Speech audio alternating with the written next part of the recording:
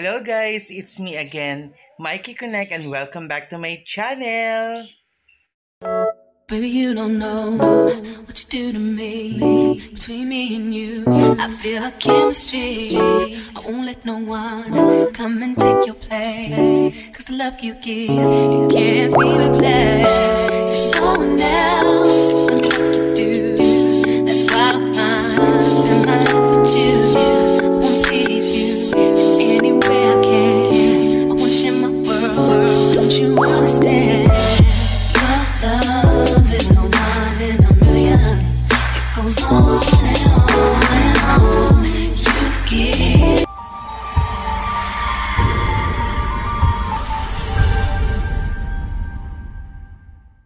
For today's video, by the way, today is September 8, 4:30 p.m.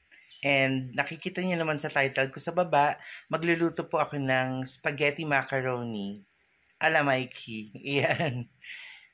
Medyo napapadalas ang aking luto serye ang aking cooking serye, pero yun, wala lang. Gusto ko lang i-share on how I cook spaghetti macaroni.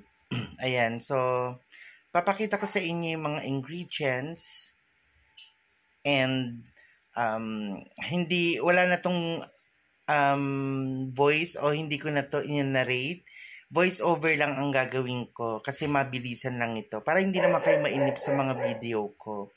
Ayan, so papakita ko lang yung step by step kung paano ko siya niluluto at kung ano yung final or yung outcome. Diba? Okay, so tara, samahan niyo po ako sa pagluluto ng spaghetti macaroni, mga kakonek. Ayan, so meron tayong Knorr cubes, pork spread, meron tayong hotdog and meatloaves, tapos ang ating pork giniling, meron tayong royal, dalawang rich and thick, tapos fiesta sweet parmesan cheese, and onion and bawang. So, ayan. So, igisa muna natin ang onion and bawang. So, palabasin lang natin yung aroma nito. Huwag natin susunugin para hindi mapait. Then next, eto, igigisa ko na yung pork giniling. Ayan, make it brown. Ayan, igisa natin muna. And then, yan, nilagay ko na next ang hotdog and meatloaf. Yan. So, isosoting natin siya, igigisa natin hanggang maging evenly cooked yung tatlong ingredients na nilagay natin. And then next, mahilig ako maglagay ng patis kasi para sa paggigisa pa lang meron ng flavor, may alat na. Kasi para hindi na mahirap magtansya ng alat mamaya. Ayan. And then next, lalagay ko naman yung pork spread. Kasi ito, pampalasa to eh. Since pork giniling nilagay ko, pampadagdag ng lasa ng pork sa ating niluluto. Yan. So, syempre, hahaluin natin para maging evenly spread yung pork spread natin habang ginigisa natin lahat ng ingredients. And then, next naman natin, lalagay ko na ang pork cubes. Syempre, pampadagdag lasa rin ito since puro pork nga ang ating main ingredients. And then next, so ilalagay ko na ang spaghetti sauce. Yung una, yung parmesan cheese. Yan, syempre simutin natin. Binayaran natin to eh. And then, next naman natin ay yung dalawang rich and thick royal spaghetti sauce. 4 cheese naman ang base nito. Kaya tignan nyo, medyo mas light siya ng konti. Kasi cheese ang base nito. 2 packs. So, all in all, 3 packs ang nilagay ko. Yan, ito pa yung isa. Ilalagay ko rin yung yung last pack ng spaghetti sauce natin na 4 cheese ang base. Yan, kasi hindi ako matipid pagdating sa ingredients.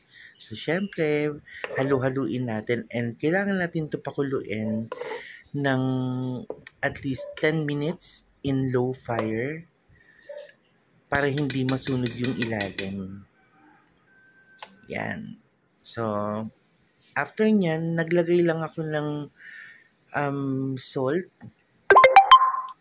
para additional lang na to make sure na tamang-tama lang ang lasa niya at hindi naman masyadong maalat. Yan. Mga 2 tablespoon ang nilagay kong salt to add taste sa ating spaghetti sauce. Ayan.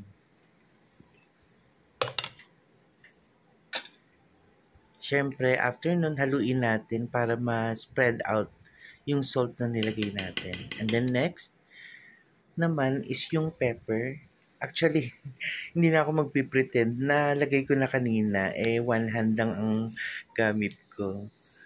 And then lastly, ilalagay na natin yung elbow macaroni dito sa ating lutuan. Ganon kasi ako, minimix ko na agad. So, ayan, munti ka ng umapaw. Gumamit na ako ng mahabang spatula para mahalo ko yung pinakailalim papuntang taas. Yan, para hindi rin tumapon. Ayan. So, in fairness naman, nahalo ko naman siyang mabuti. As you can see, evenly spread yung spaghetti sauce coming from bottom going to up, going dun sa pinakataas. Ayan. So, nahalo ko naman siya. And this is the finished product. I already transferred it in my 2 containers. Ayan. So, mouth-watering elbow spaghetti macaroni. Elbow macaroni spaghetti. So, siguro, ngayon pa lang ay naglalaway na rin kayo dahil itsura pa lang is masarap na. Ayan. So, that's it mga kakonek. Ayan. So, yun na yung finished product. Yung pinakita ko nung huli. And, grabe yung sarap. Hindi siya tinipid sa sa ingredients. Kita nyo naman. Meron na akong, pork giniling. Tapos, meron pang meatloaf. Hinalo ko ng meatloaf. And, meron pang Reno. Hindi siya liver spread, pork spread yung ginamit ko. And yun, merong asin, paminta, and then yung aking beef cubes. Ayan. So, meron na naman ako magiging food for the next 3 days. Oh my God! Wow! Ayan, para makatipid ng kanin. Okay, sa bagay carbs din naman ito. Anyway, so sana nag-enjoy po kayo sa aking cooking serye.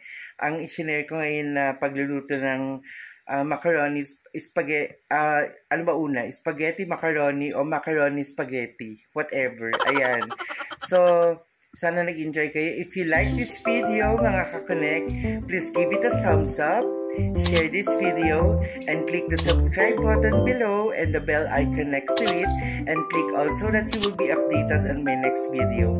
Hanggang sa muli mga kakonek, I love you all and God bless. Bye-bye!